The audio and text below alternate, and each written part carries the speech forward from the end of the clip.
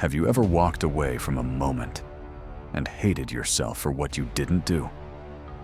You had the chance to speak, to act, to take what was yours, but you froze. You played it safe. And deep down, something in you died that day. You knew what you wanted. You just weren't strong enough to become the version of yourself that could take it. So you smiled, stayed quiet, and shrank into a person that life could walk all over. And now you're still suffering, not because the world is cruel, but because you abandoned yourself. But what if I told you that Carl Jung figured this out a century ago, and that the reason you're stuck isn't because you're broken, but because you're still living as your weaker self? In this video, we're going to kill that version of you and rebuild something stronger. You know, that version of you that plays it safe, that apologizes for existing, seeks approval, lowers their voice in every room they walk into. That's not the real you. That's the version the world trained you to become. It's not your fault. You were raised in a system that taught you to be nice instead of honest, polite instead of powerful, agreeable instead of authentic. You were programmed to please, to avoid rejection at all costs. This may sound harsh, but just like NPCs are programmed in a computer game, 90% of people are programmed by society to be bots. They are told what to do, what to think, and what to feel. And this discrepancy between one's true self and the mask of the NPC generates anxiety, dissatisfaction, fear, and suffering. A huge number of people suffer for no apparent reason. But there is a reason. They are not themselves and don't know themselves. Carl Jung called this running away from one's shadow. And any escape by default causes anxiety, fear, and suffering, especially from oneself, especially when you do not know yourself. It is amazing that Carl Jung described the secret of revealing oneself to unite with one's shadow, one's true self, 100 years ago, and most people still do not know about it. Well, in this video, you will learn about Jung's technique. In a situation where 99% of people do not know about it, it can truly be considered a secret. And now, you're living a life that's not even yours. You're just surviving in a role someone else wrote for you. But deep down, you know something's wrong. You feel the tension in your chest. You look in the mirror and see a stranger. You replay conversations in your head and think, why didn't I just say what I really felt? This isn't anxiety. This is your true self, your shadow, as Jung called it, screaming to break out. Jung believed that the parts of ourselves we suppress, our anger, our desire, our assertiveness, don't disappear. They hide. And the more we reject them, the more control they gain. That's why you freeze in tough moments. That's why you give more than you should and end up resenting it. That's why people take advantage of you, because you're trying to be good when you should be real. But here's the twist.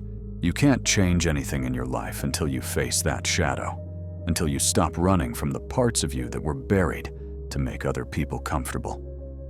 Carl Jung said, "What you resist persists. What you accept transforms." For example, you keep pretending you're fine. When your boss disrespects you, you smile. When your partner ignores you, you explain it away. When your friends use you, you stay quiet. You think if you resist the anger, the shame, the loneliness, they'll go away. But they don't. They sit inside you, fermenting, until one day you explode at the wrong person. Or worse, you turn numb. If any of this feels like it's about you, it probably is. And if you find value in these truths, or if something inside you just clicked, subscribe now. Not for the algorithm, but for yourself. So when the world tries to drown you again, you'll have a place that speaks the language of your inner war.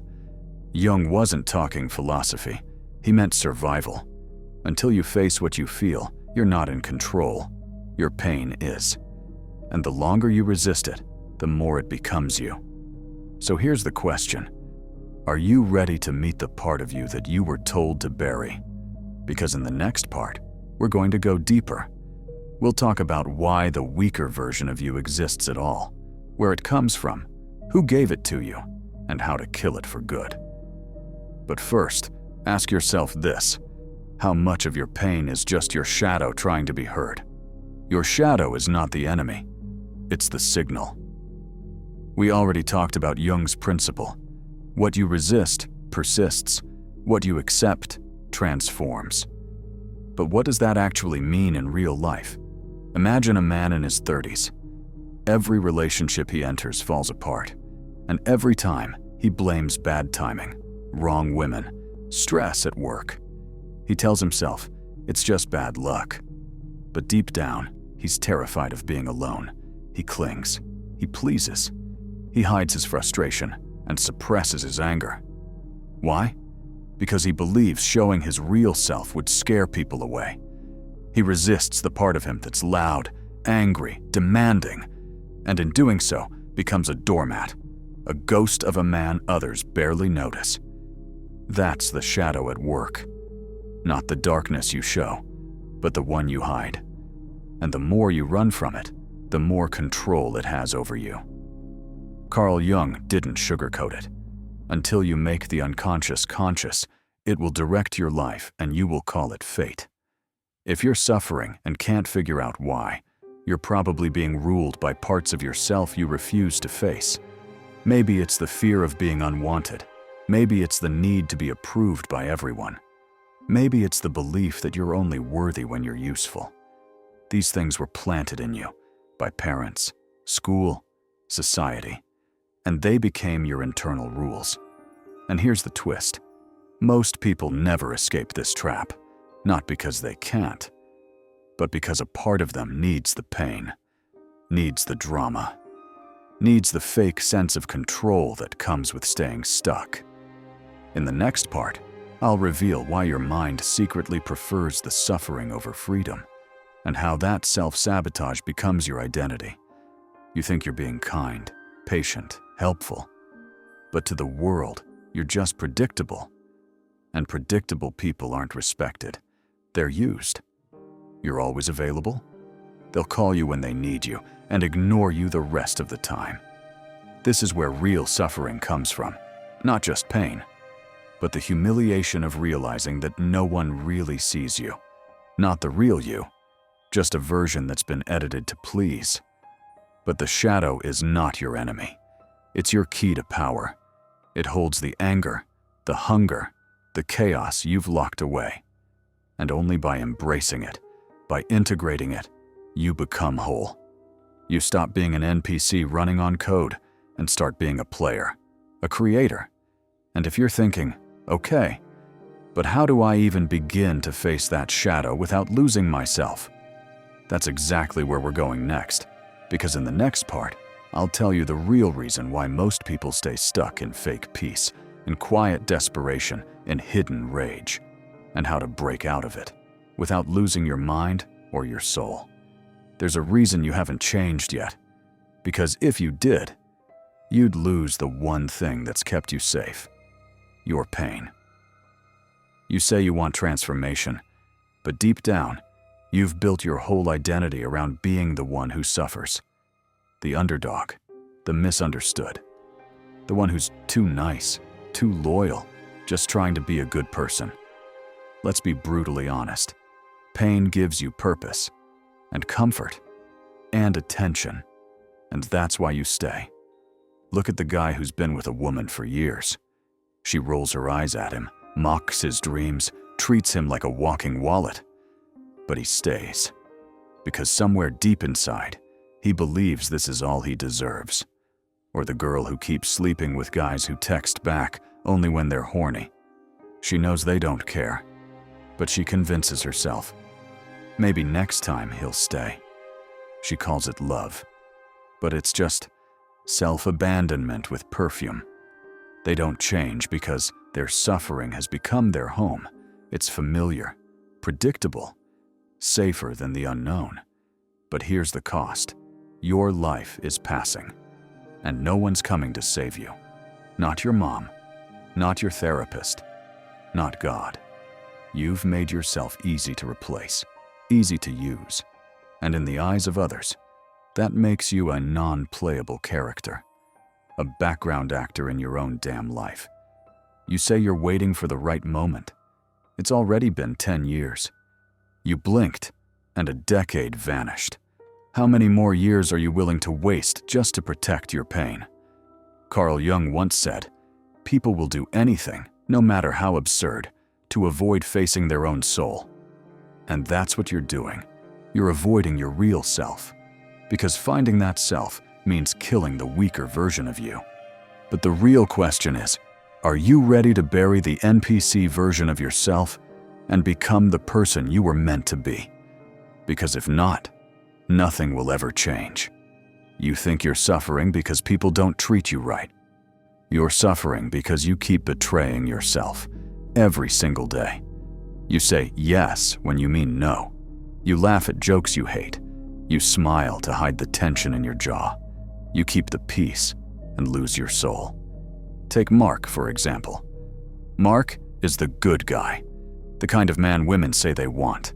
Kind, generous, emotionally available. And yet, he's invisible to them.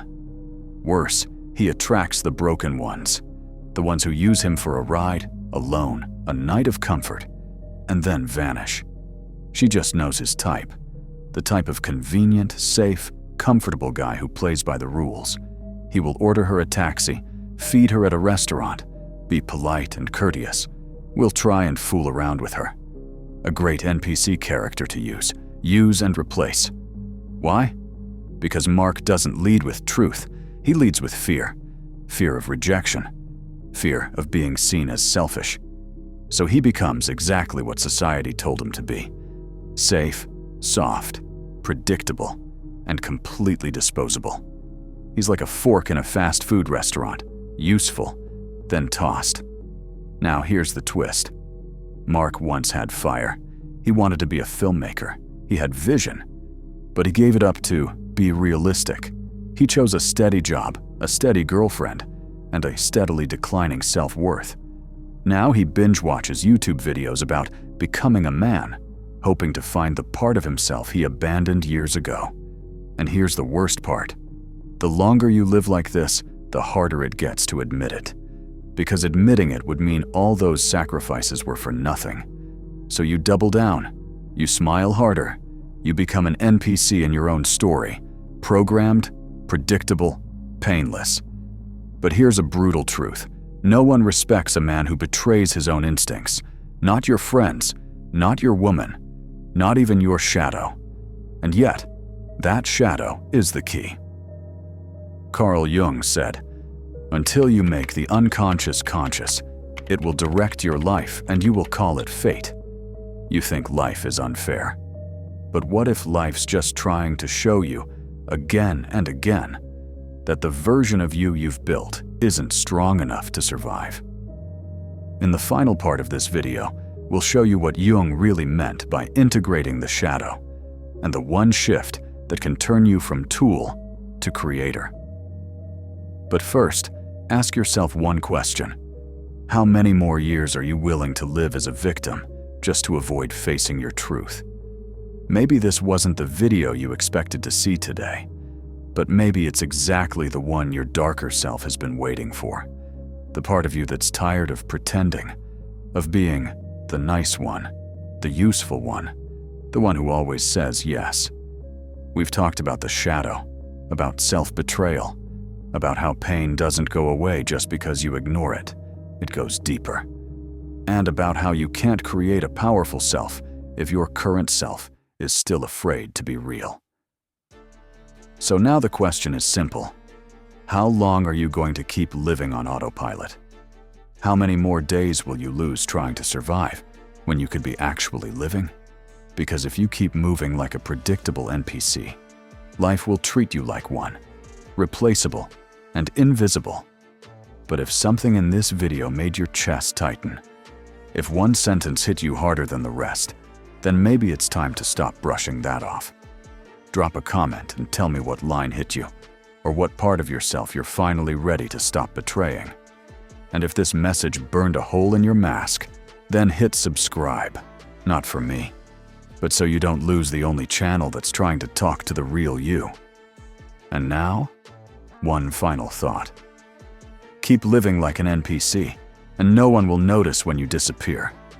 Or break the script and watch how the whole world starts to pay attention.